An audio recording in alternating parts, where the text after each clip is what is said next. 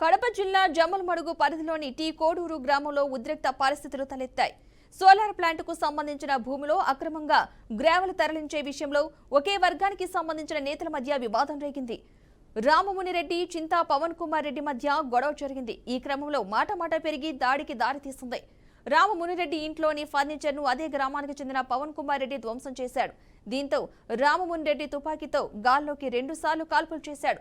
Firing తో గ్రామ జనాలు ఒక్కసారిగా ఉలిక్కిపడ్డారు. ఈ ఘటనలో ఇరు వర్గాలు ఒకరిపై ఒకరు రాళ్ల దాడి చేసుకున్నారు. సంఘటనా స్థలానికి చేరుకున్న పోలీసులు ఇరు వర్గాలు చెదరగొట్టారు. ఈ ఘర్షణలో 3 పోలీసు వాహనాలపై కూడా రాళ్లు పడ్డాయి, అద్దాలు ధ్వంసమయ్యాయి.